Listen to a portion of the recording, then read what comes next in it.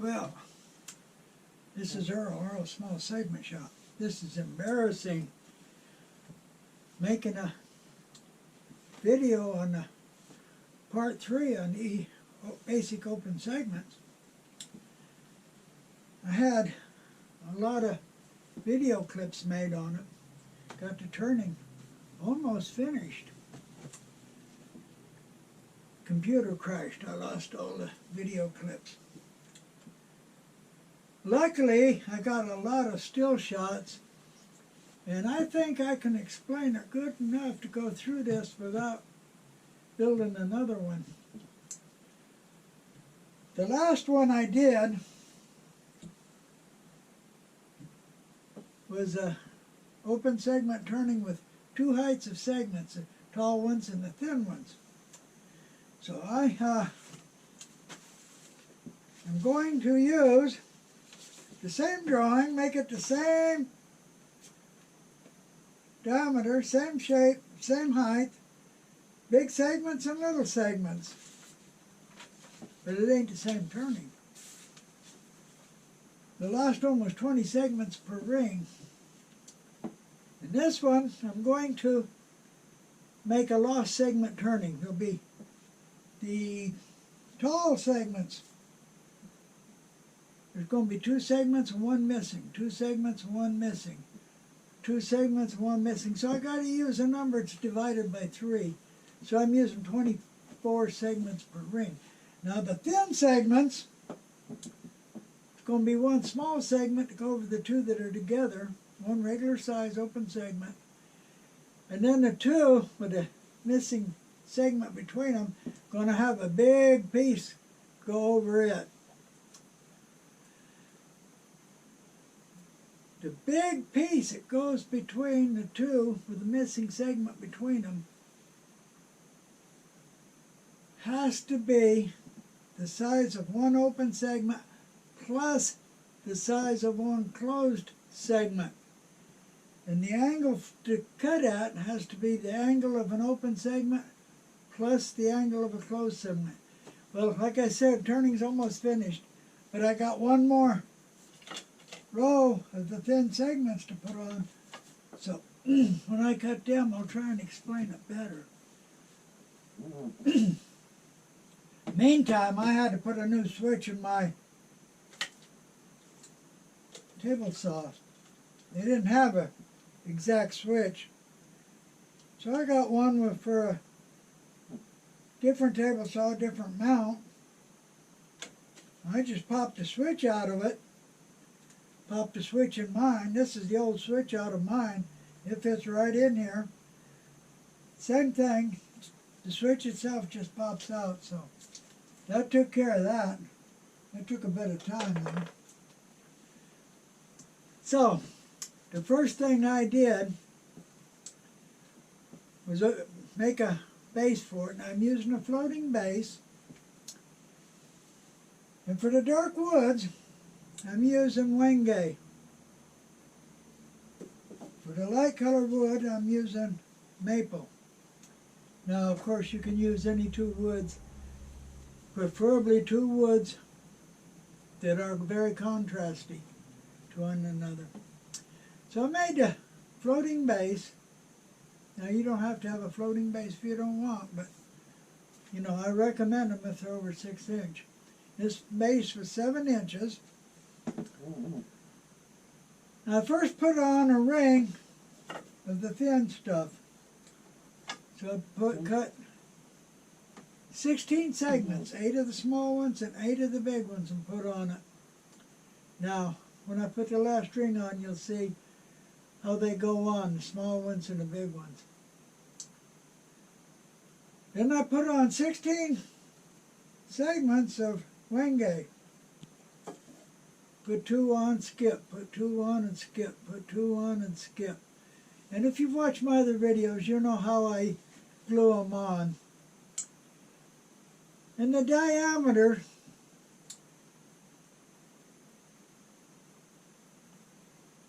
was right off of this chart, same as the others. The first thin ring was probably 7 1/4 the first wingay ring was 7.5. The next ring of this 7 3/4. Then the 8-inch diameter ring, the 8 1/4. Then back to 8 again. Then back to about 7.5 or 7 3/4. And then 7.5 rings on there now. So I took pictures, I put all of them on, so you can get an idea from the pictures how they go on. I'll put the pictures in there as we go. Maybe I'll put them all together. Anyway, right now, I've got the last wingay ring on, and I need to sound it flat. All rings got to be sounded flat. Then I'm going to cut the last ring of maple. Okay, I've got still pictures of all the steps that I took. So, best I can do right now is go through all the still pictures. So the first picture in the group is a picture of the stock. Got wangay. It's 3/4 of an inch thick. Make 3/4 of an inch high segments. And maple, that's 1/4 inch thick. Make 1/4 inch high segments. And they're not precisely exact. Real close, but not exact. The next picture, I've already made a floating bottom for it out of wangay. 24 segments per ring in it. And if you don't know how to make a floating bottom, I got a couple of videos on it. I think I got 2 on it, making floating bottom. So the second picture is gluing the floating bottom to the faceplate with brown paper. I always put heavy brown paper between them. Makes it easy to get off later.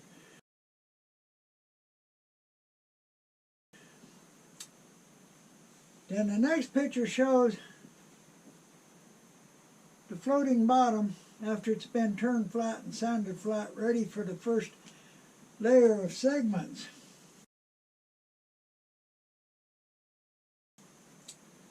Okay. Then there's a picture of the index wheel. I'm using the ring with the 48 indexes. I've got every other one marked, which is 24 marked and 24 unmarked. And so first ring I'm going to use the 24 marked ones. Then the picture of the platform, I got the platform set up to put the first ring on. And the first ring is going to be the maple. So then there's a picture of the maple ring after it's been put on. One big one, one little one, one big one, one little one. You can see it.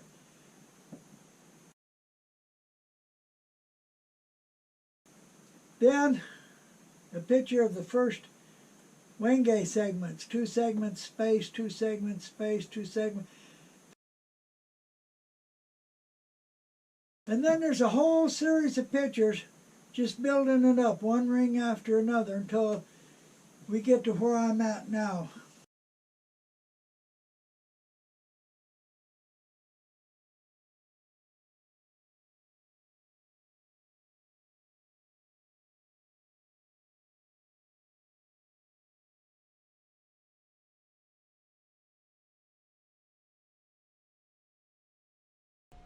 Okay, you can plainly see there's 2 segments and a space. 2 segments and a space. 2 segments and a space. I got them all chalked. I got to sand them flat with a sanding board, just like any other ring.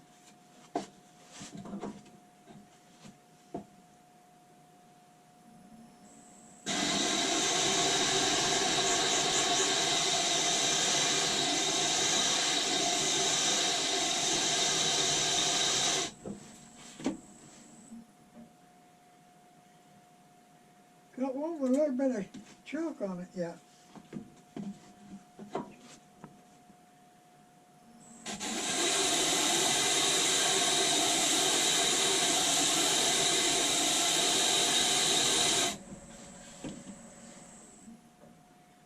They're all flat now, ready to put on the other ring. So, I'm using the index ring that's got 48 indexes. I got every other one marked, and then I got the ones in between unmarked. So I got 24 marked and 24 unmarked. Now, the wenge was put on with a unmarked one, so the next ring will go on with the marked indexes. So now let's go ahead and cut the final thin ring.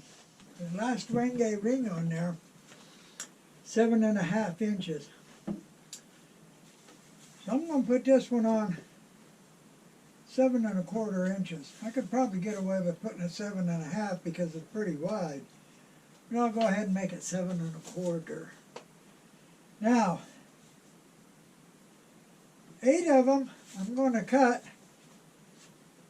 7.25 inch. I'm going to cut it at .668. And I'm going to cut them in an angle of 5.25, just like a normal segment. That's 8 of them. The other 8, I'm going to cut them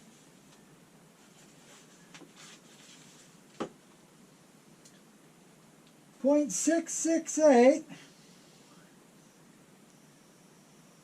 plus the closed size for 7.25, 1.02. 1.02.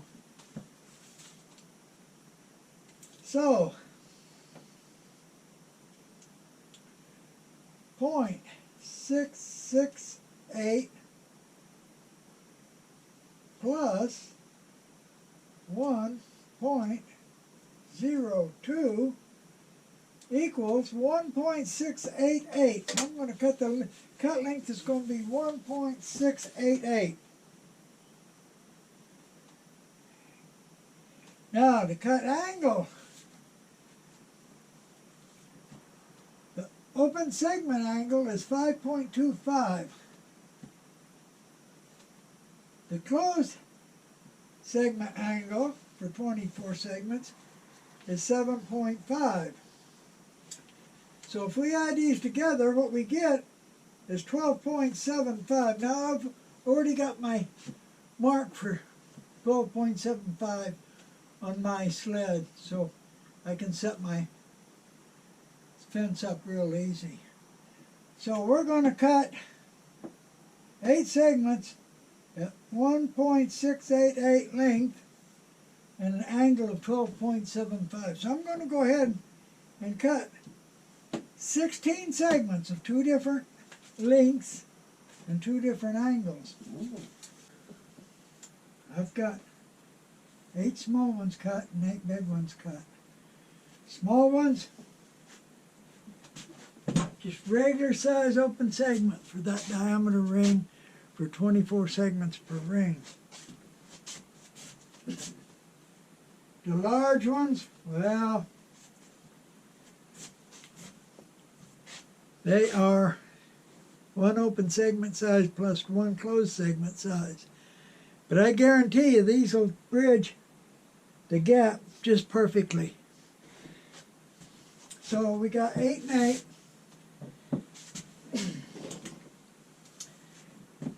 So let's just go ahead and glue this last ring on, and I'll glue it on just like I glue on any normal open segment ring.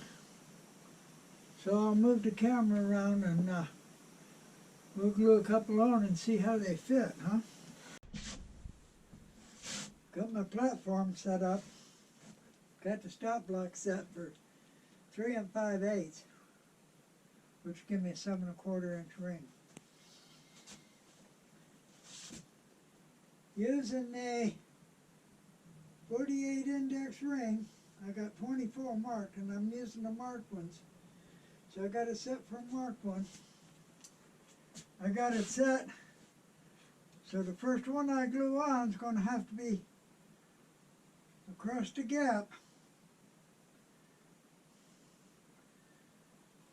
So I'm going to go ahead and glue it on. Let's hope it fits, huh?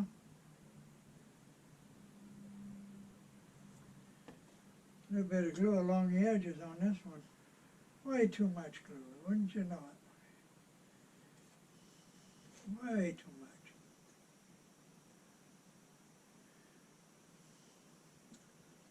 Hold it on for 5 seconds. Okay, let's go to the next marked index. Now these two segments are close together, so we'll put a normal open segment size piece on it.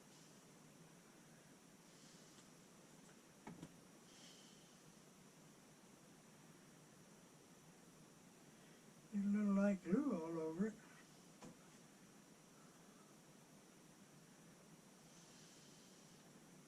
Slip it in there.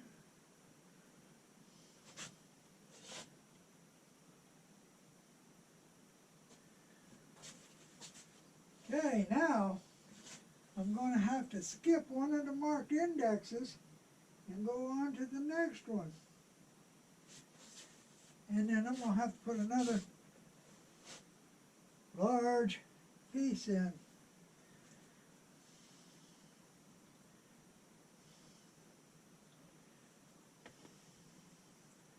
And it should fit just right. If I cut them right, it should fit right.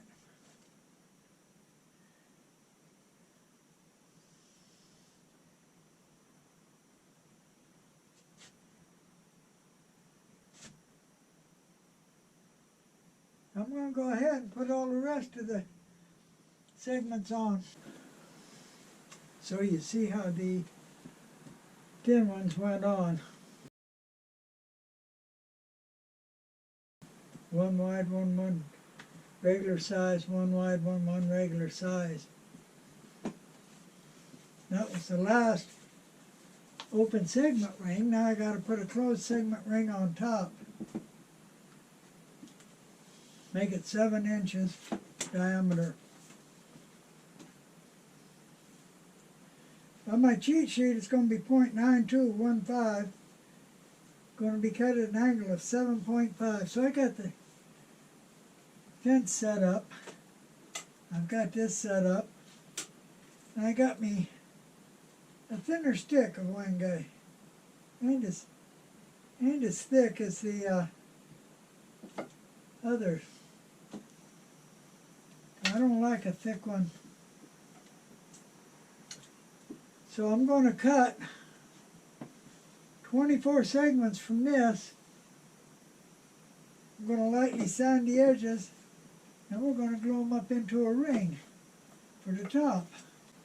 I got them cut, lightly sanded, clamped up, dry clamped. Make sure they're tight. Now, my fence is pretty doggone accurate, real accurate. Which stick I sand them with, and calibrate it with blue tape, shim it one way or another, get it just right. So it's accurate too, so they're tight. I'm ready to glue them up. I'll go ahead and glue them up. After 15 minutes I can flatten them. Then be able to glue them on the turning, and then we can start turning it. I've been turning the inside, that's my thing.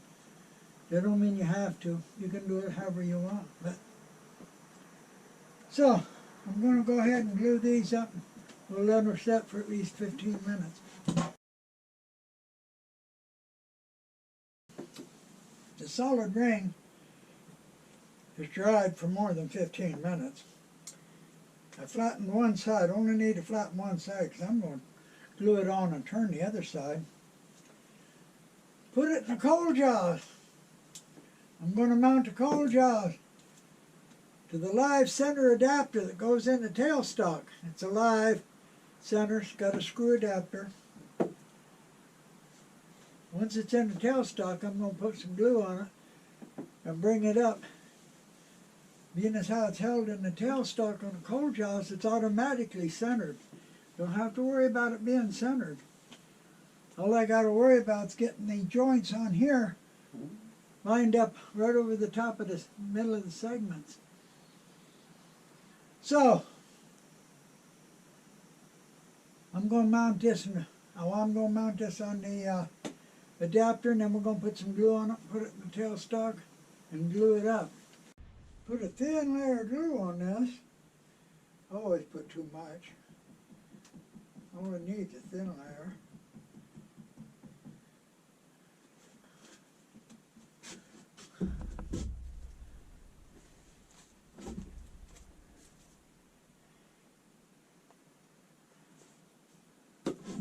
Always be sure to cover my glue back up. Yeah, I got plenty of glue. That's for sure. Some places are thicker than others, so let's move it around a bit.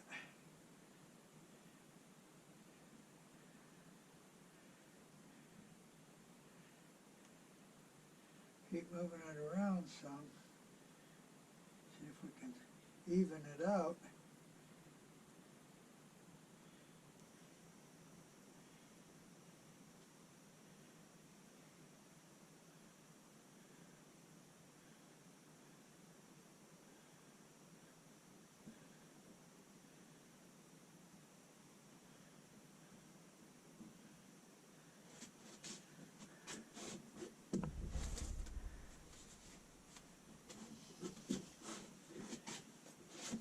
Let's put it in the tailstock and bring it up and glue it on.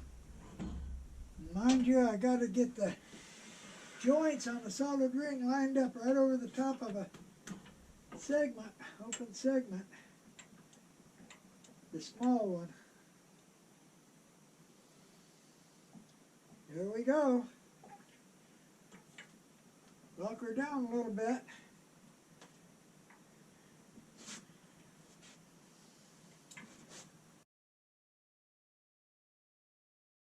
It's glued on. So the actual construction's finished. Now it's just a matter of turning it, sanding it, and finishing it. Then we'll do the bottom.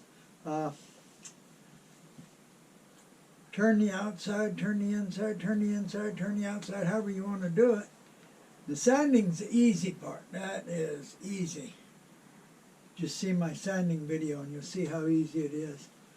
And then whatever finish you want to put on it. So I'm going to go ahead, turn it down, sand it, and put a little finish on it.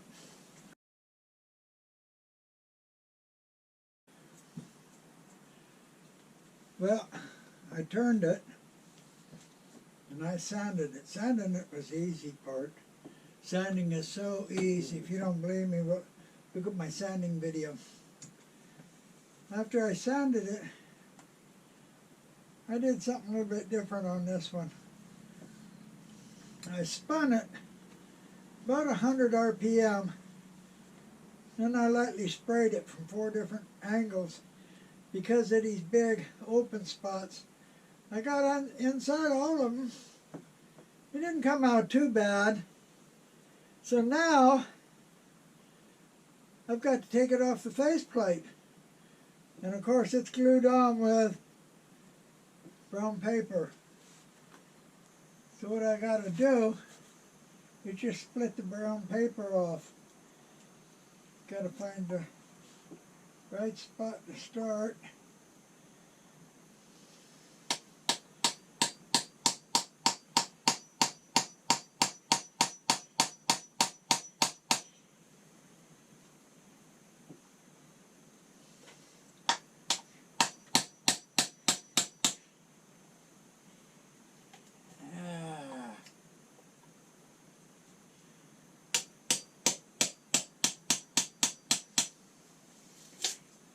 There it goes.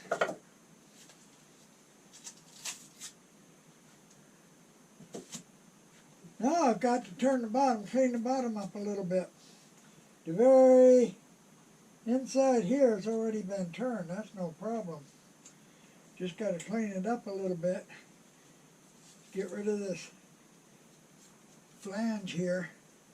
I'm going to put it on a coal jaw and hold it from the inside. I'm going to use one of these